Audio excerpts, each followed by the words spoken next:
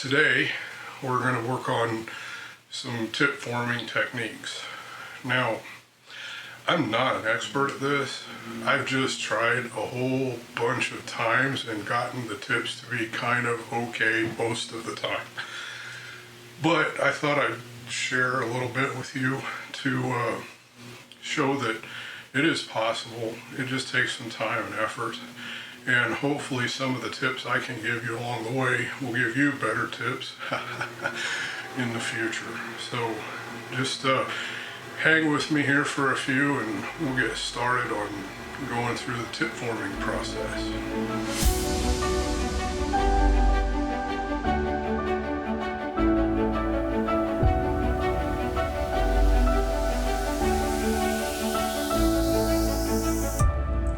Okay, tip forming is going to be in the Happy Hare wiki, and if we scroll down here to number 6, there's tip forming and purging, so we'll click on that. It goes through what the tip should look like. This little picture here, yep, that's what they need to look like, and if they don't, you're going to have some problems down the road. We don't want any strings, long strings or anything. He suggests using the Prusa defaults, which I think he's already programmed into Happy Hare. So it should be about right when we start. So one thing you want to do is have standalone tool changing set for Happy Hare. So Happy Hare handles it every time. That's going to be in MMU parameters.cfg. It's this right here. You want to set that to 1 and make sure your form tip macro is set correctly. In order to tune this, you're going to issue a series of commands, and I don't use this one. The reason being is when you use this, Happy Hare gets flagged as having it loaded, so when you do this move, it doesn't seem to think it's unloaded. So instead of using this, I just use MMU test form tip and then use the adjustments. I don't add the load. It'll load it fine, but Happy Hare kind of forgets that when you run a test form tip that it unloaded. So the next time you go to load it, it'll say it's already loaded. So what I do is I just take a piece of filament and shove it in there by hand. So I think at this point, I'm going to switch over to the printer and the other camera. Anyway, off to the printer. Okay. We've got everything set up and ready to go. We got the extruder heated up. We're kind of up here so we can work around it. Got the Bowden tube pulled out. And the first thing I like to do is just do a test move just to make sure everything's working. So over here in our console, we just run MMU form tip and look and see what it does. Okay. Everything's good. One thing that does really nicely is it lists all the variables that are involved. The first thing we really want to do is we want to make sure to find the high speed that our extruder can handle. The extruder will skip steps if you go too fast. And if you can kind of imagine the filament being in there, let's say Happy Hare says pull it out 15 millimeters. Except the extruder stops, and then the next move says push it in 10 millimeters, it's just going to push in to slower move. So Happy Hare will lose track of where the filament actually is if the extruder misses steps. So let's find that top end and see exactly what it is. The first move is in the unloading speed start. Right now I've got it set at 22. We're going to do an MMU form tip, and we're going to paste that variable in. And let's do 100. Before I hit go, I'm going to put the mic down here on the belt so you can maybe hear that.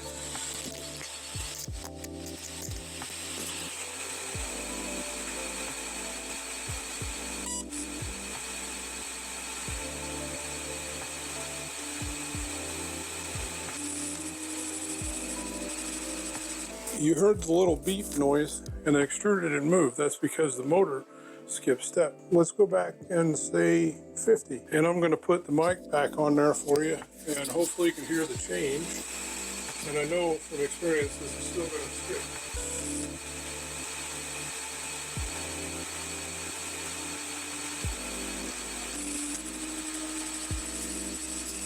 That one still skipped, and you heard the initial beep was longer and a lower tone, which means we're getting closer. So I'm going to do 40 and see if that works. There, it didn't move and it buzzed.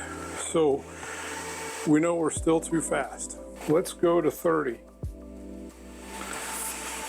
And that time it worked. So we know it's between 30 and 40. So let's split the difference at 35. And that one worked.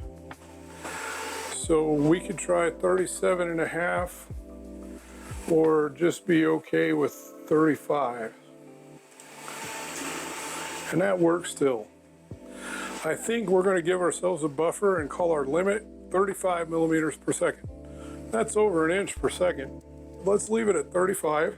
And now we are ready to try and check the filament tips. The first thing we're going to do is these two unloading speeds. Unloading speed start and unloading speed. Typically, the unload speed start is a fast move. So let's put that at our top end. And our unloading speed end move is a slower move. Let's put that at, let's say, 10. So now what we've done is we have reset our unloading start speed to our top, and we've got that doubled. I'm going to take one of these out. There we go. And now our unloading speed, the finishing move, is going to be 10 before it goes to moving to the cooling moves. Now, I don't use the Happy Hare Wiki MMU load extruder equal 1 because if you do that, Happy Hare thinks there's filament in there. So when you go around to load it again the next time, it'll say, hey, there's filament in there already. So I just load it manually. You want to push in enough that you get a little bit of squirt out of the nozzle so you know it's completely loaded. And let's just go ahead and give that a try.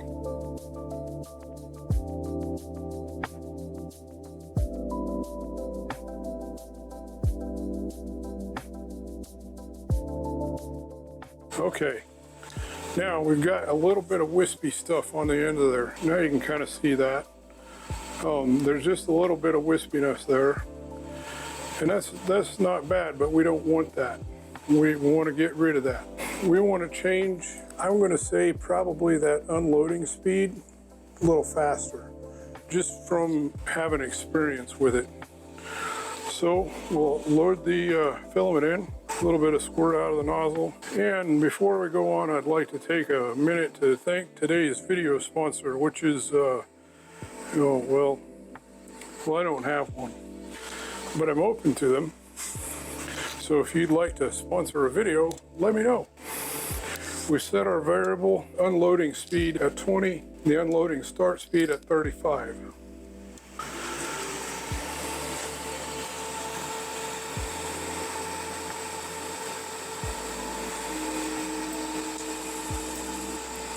Would you look at that? We're getting real close. There's just a very, very fine whisker on there. Hey, you can see just a little tiny bit of a whisker there.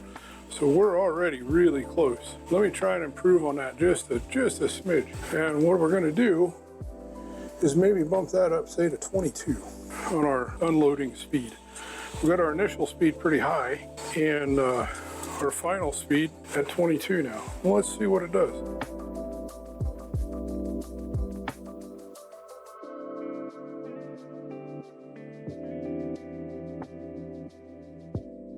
And we got a little bit worse. That could just be because of hysteresis in the weather, the environment, who knows. So let's try it one more time and see what happens. Same parameters, let's try it again.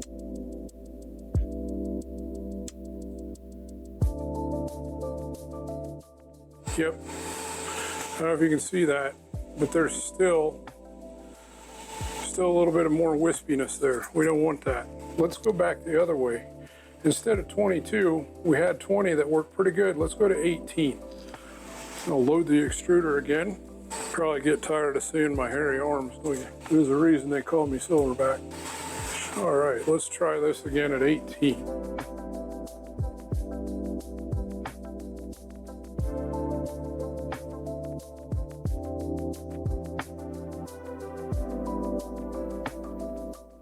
And we're still wispy again. Something's up. I think we had a good one, just kind of as a random thing. Now, I'd like to talk just a minute about my experience after doing this hundreds and hundreds of times. I have noticed that the initial speed should be slow and the end speed should be fast. So I'm going to reverse, and I will talk about that in just a second. I think what happens is when we yank it real quick, there's still a lot of molten filament, and it creates a long string and that wispy kind of looking string you saw. But if we go slow, it'll pull it out a little bit, and then a quick move will break that string. I've had a lot of luck doing that, so let's try that. I just reversed those. The unloading speed start is at 18. The unloading speed is at 35. And we should see a slow move and then a quick jerk, if you saw it there, and then our cooling moves.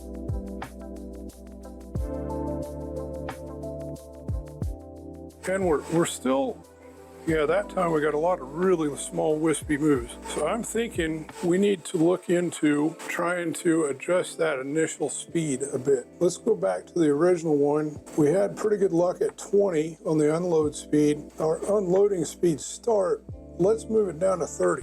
Just to see what happens there. We are at initial unloading speed start at 30 and unloading speed at 20. So that's a fast move to start, a little bit slower than our cooling move.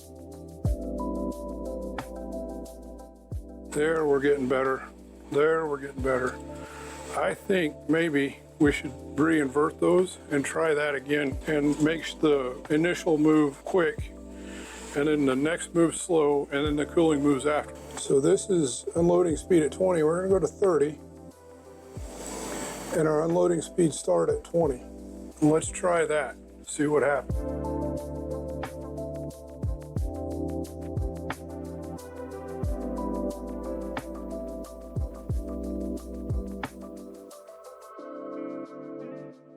This is starting to look like kind of almost like a cold pull. We got a lot longer blob there. Okay, yeah, there's a lot more of a long kind of a blob on the end. That kind of shows me that we're looking at maybe a like almost getting kind of a cold pull out of there. So I think we need to pull quicker to start with and a little bit slower to end. So we got kind of worse. So let's do our unloading speed at, we had 20, it was pretty good. And our start speed, you know what, let's try 40 just to see, make sure we're not, we might stall, but let's give it a try. If we can get that a little bit quicker, it might help. And it stalled, so we can't use that. And so we want to switch back. Let's change this to 15 just to see what happens. See, it made a really nasty thing because the extruder's clogged. And we're going to try it 35 for initial and 15 for the final.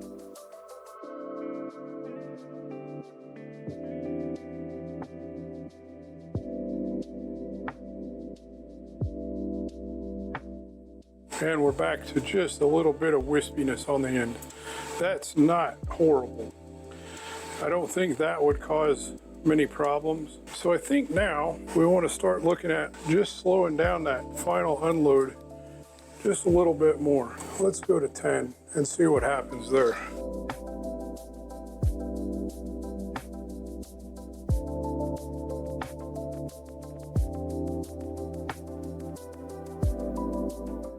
There's getting much better. Very small, wispy, but not bad. Not bad at all. So I think we're getting to the point where we could start looking at tweaking it by, 1 or 2 millimeters per second and really zero in on that. I could spend 5 hours on a video getting that final, but you get the process. We've just messed with it and tried one thing at a time. We found our max extruder speed. We also, through that one move, verify that we can't exceed it. We're going to call that okay for our initial speed. Now, we're going to work on the cooling tube moves. So these are good. These variables are good. I'm going to delete those so we don't change them again. And now, our cooling speed is this initial cooling speed and final cooling speed. And you can see I've got 5 for the initial, so I'm going to put that in. And the final cooling speed is 30. Now let's talk about these cooling moves a bit. The cooling move pulls it out of the melt zone, and then keeps that filament tip moving so it has time to cool and solidify before we pull it through the gears. If we just yanked it straight out, the gears would get strings wrapped around them and everything. So we need enough time in the cooling tube to solidify that tip before we go ahead and eject it. We can use slow cooling moves and not many of them, or we can use fast cooling moves and more. Faster cooling moves obviously are going to get done quicker, so that's less time. So you'd want to add cooling moves if you go faster. If you go slower, then you don't need as many cooling moves, and you get to where you're moving the filament around for no reason. On this setup, it's better to do slow moves and less, but let's try 5 cooling moves and our speeds where we're at, because we have 3 cooling moves now, and let's just see what happens if we give it more cooling moves. Let's say 5 instead of 3. That's going to give it a little more time in the cooling tower, or the cooling tube. I don't know why I call it a tower. Cooling tower has to do with oil field stuff, I think. And we've got more long filaments, which tells me that we need to go back to 3. So let's go back to 3 and let's adjust the initial cooling speed up to, let's say 10, and see if that does anything. I heard it stall, so this is going to be a not good one, I think. Yep, we stalled the extruder, and we've got blobs and strings and nastiness, so something happened there. So maybe we need to back off our extruder speed just a tiny bit. And that string is still in there. Oof, that's where you get clogs. If you have that kind of stuff happening, eventually it's going to clog up because you'll forget to pull them out and try and jam that extruder back in there, and those little bitty strings kind of get packed in and they won't move. If that happens on this, it's easy, because the extruder comes off with these 3 bolts. You move it out of the way, pull the nozzle off, and I have a piece of 1.5 millimeter wire I can shove in there and just drive the clog on through. On a stealth burner, it's a little more involved. Let's set our unloading speed start down to like 32.5 maybe. And that leaves everything the same, but slows down our initial move a little bit. There, it didn't stall.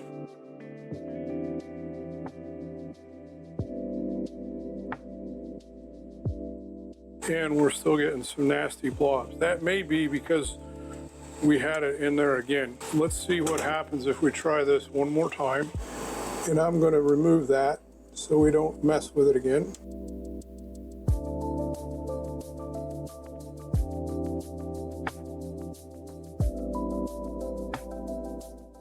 There we go. So it could be that we had some strings in there that got kind of reattached or something, I don't know. But this has got just a little tiny bit of very small wispy whiskers. If you can see, they're just some very fine, very tiny whiskers on there. And I think that is actually pretty decent. We've kind of settled in on our initial and final cooling speeds, and our cooling moves at 3. So we've got pretty slow to start with. I tell you what, let's bump this down to 5. Give us a little more time in that cooling tower without yanking the filament around, and we may have it. Here we go.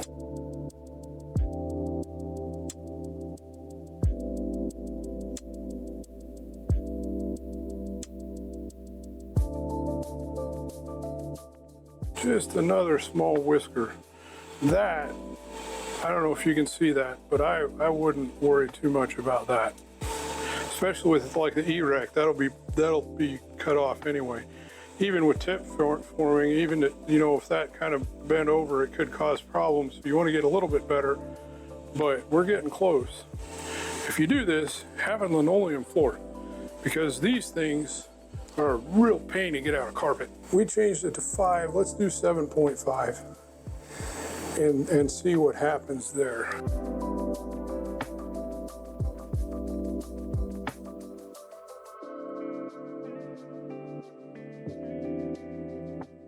Oh yeah, That is a good tip. I'm sorry, I'm not real good with this camera yet. That is a fine tip. Right there, I wouldn't worry about that at all. So we kind of determined that we want small cooling moves, small number of cooling moves with slower initial start on this. You could bump up the initial cooling moves and add more cooling moves if that works for you, but I would call that good.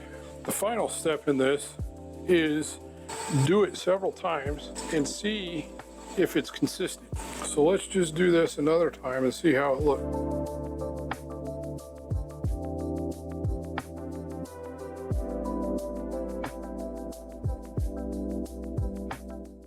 Yeah, we got another stringy on there, but it's not horrible. And that could just be just randomness and hysteresis. Let's try it one more time.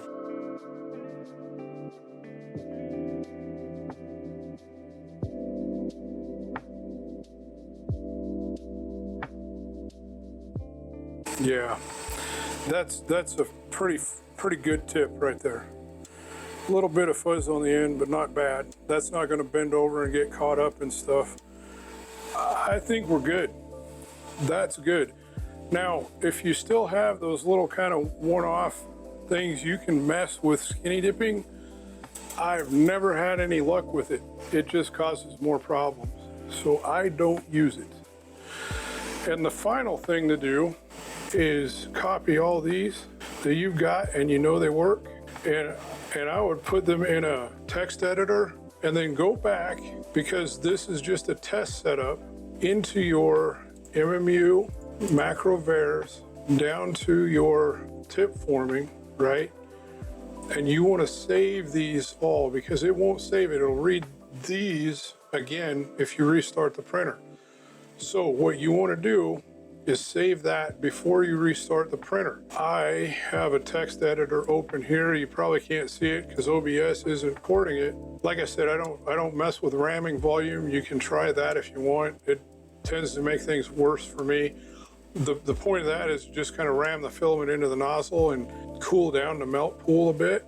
I've never had any good luck with it. If you're a welder and you've done welding, you know that using an oxyacetylene torch, you can control the size of that puddle by how much rod you feed in. If the puddle gets too big, you feed in a little extra rod and it cools the puddle a bit. Well, this is kind of like shoving extra filament into the puddle to kind of cool it down before we try and retract the filament out.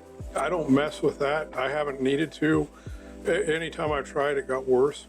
I don't change the temperature when I'm changing the tool. As an extreme case, you could change the tool, let it cool down a bit, so the filament is more brittle and doesn't have to cool as much.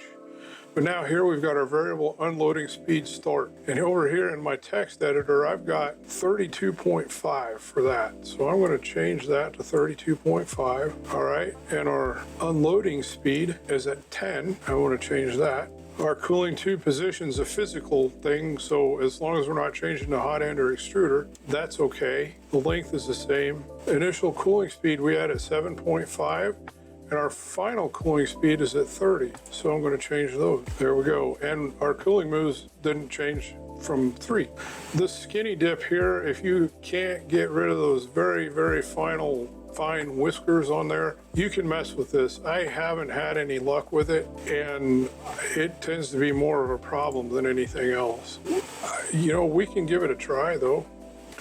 But I tell you what, let's do this where we had the same thing. Let's do a use skinny dip, and we're gonna call that true, and just see what the difference is. Just see what happens. Like I say, I haven't had a lot of luck with it before. Just because I like you guys, we're gonna give it a try. Here we got a little filament out, it's loaded. Let's do it.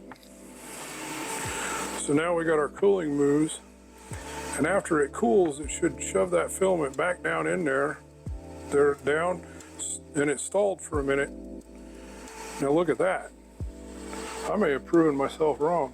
Check that out. That's almost perfect. So maybe, just between you and me, we won't tell anybody else and put it out on a video on YouTube or anything for the whole world to watch, but just between you and me, maybe I'll start using skinny dip and see how that works. And matter of fact, maybe since we're at it, let's give it a try. Oh, there's our problem. That variable dip extraction speed is too high. So let's change that down to our known top end of 35. And we can blast all this out because we know that they're good. And let's say 35. All right, here we go. Okay, fast move, slow move, cooling moves, and after the cooling moves, it's going to shove it back down in there. There we go. And eject. Oh, would you look at that? Beautiful. That's beautiful. Look at that. Man, look at that. That right there is a decent tip. Very decent. So maybe between you and I might start using the skinny dip. I don't know, give it a try, see what you think. Like I say, we got to save all these things. So it's an MMU macro variables. Let's look at that skinny dip. I'm just going to turn that into true. And then remember, this has to be 35 because we can't exceed that speed with this extruder. So I'll just save that and we'll see how that works from here on out. I'll be darned. Like they say in Nebraska, you learn something new every day. So guys, there it is. We've tuned the tips. We went through the important parts. Remember, the first step is to figure out how fast your extruder can move. Set a baseline there, the top end that you don't ever exceed. Then we start with our initial unloading and our unloading speeds, the start and unload. And we mess with those till we get it a little better and a little better and a little better till we're almost there. Then we worry about the cooling tube moves. If we get those kind of weird brush-like long things, that means we kind of need to give it some more time in the cooling tube and give it more time to solidify before we kind of yank it out of there. And just you and I today, we learned that, hey, skinny dipping can help. So maybe give that a try while you're at it. That would be the last thing to try after everything else. I really appreciate you watching and hanging in there with me. Okay, so that was the tip forming and the process I've used to get where I'm at today. I don't have a lot of problems with tips lately. Extruder clogging is not a big problem, but it took a lot of time to get there. Like I said in the other part of the video, just be persistent, keep working on it, devote an afternoon or two to getting it nailed down, and just work through it step by step. I sure do thank you for stopping by and watching this video. I hope you learned something. We'll see you next time.